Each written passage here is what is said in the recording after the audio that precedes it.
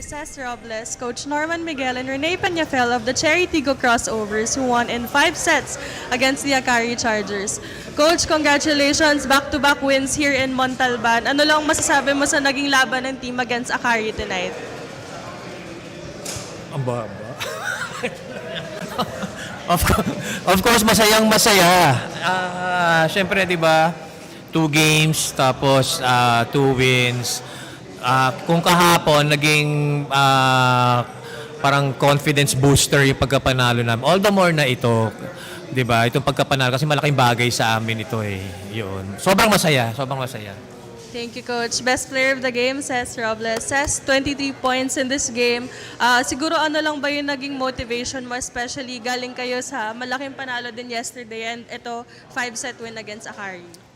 Ako naman, yun nga, yung game kasi kahapon, parang naging motivation sa akin para gawin yung tama, kung ano yung galaw namin. And syempre, yung kahapon, di yun kami eh. Yung ngayon, yun kami, yung palaban. And yun, yung pagsabi lang din nila coach sa amin na kailangan prepare kami palagi and kung paano kami dumisiplina sa katawan namin, yung tulog namin, yun lang. Recovery ba? Thank you. And Rene, grabe rin yung pag-step up mo as a rookie in this game. Siguro ano lang din yung feeling na isa ka sa mga nakatulong sa team to help get this win? Since ngayon lang po ulit ako nakalaro, gutom po talaga ako sa laro. I mean, sa laro po talaga. Sige. So like, Bukas ka agad. yeah, coach. So like, masaya naman po. And pag yung first day ko po sa Cherry, hindi rin po siya mahirap mag-adjust. And very welcoming din po yung team. So parang na-adapt ko din po agad yung kung anong meron sistema si coach. Thank you. The floor is open for questions. Coach, sa inyo, naabutan niyo pa si Ren sa third round. Kumbaga gaano kalaking bagay, lalo na ngayon pinapakita niya na first 2 games pa lang yung kung anong kaya niya para sa team. Siyempre yung game yesterday saka yung game kahapon talagang alam mo yun, spectacular naman talaga yung pinakita niya. Although nung nagsimula naman talaga siya sa training namin after nung draft, ako personally nakita ko talaga na kung ano talaga yung may contribute niya. Di ba? Gusto ko talaga mag-take advantage yung skills niya, especially bata pa siya, tapos yung kanyang may character kasi itong batang to, kayo yung nakita ko na yung character na palaban ba. Makakadagdag talaga sa mga players. Ren, sa'yo, kumbaga gaano mo tinitake tong chance na galing third round, nabigyan ka ng opportunity na ipakita yung galing mo? Tinake ko lang po talaga yung opportunity na makalaro din sa pro. Since, to be honest po, sobrang kinulang ako nung college days. So like, dito po ako bumawi. Yun.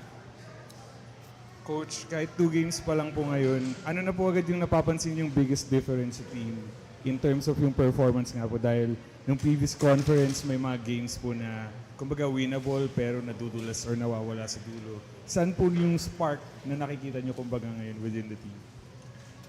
Sa tingin ko, after nung All-Filipino Tournament, yung last conference na yon, kasi nandun pa rin ako yung as bagong head coach noon, talagang ang laki ng adjustment.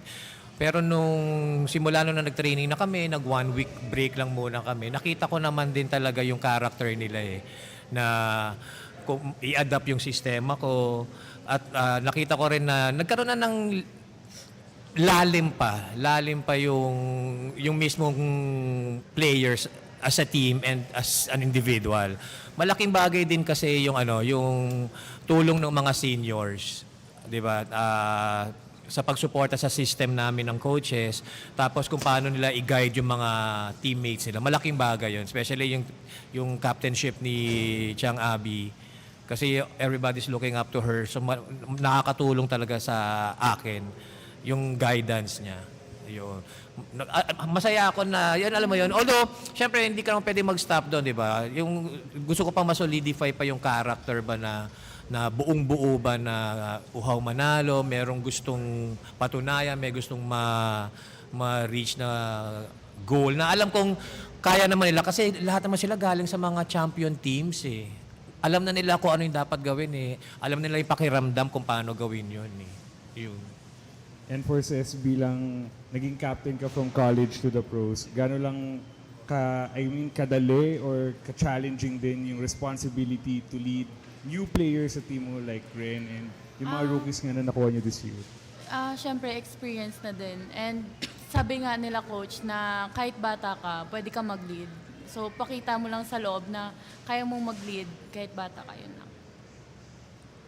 Coach, yung next games niyo will be in Pasig. Yung mga kalaban niyo will be Signal and Creamline. So, gaano ka big help lang tong weekend niyo in Montalban moving forward into that weekend? Yun nga, gaya nga na sinabi ko, itong 2 games na nanalo kami, talagang big boost sa kanilang moral, sa kumpiyansa nila. Pero yun din, just the same, gusto ko pa rin yung maging hungry pa rin sa continuous na panalo, mag-exert pa rin ng effort sa training, mag-set pa rin ng goal, mag-set ng direction pa rin para pag hinarap na namin yung mga teams na alam namin talaga naming mga malalakas talaga, I think magiging ready kami for that. Thank you, Coach. Thank you, Ses. Thank you, Renee. Congrats on the win. Thank you.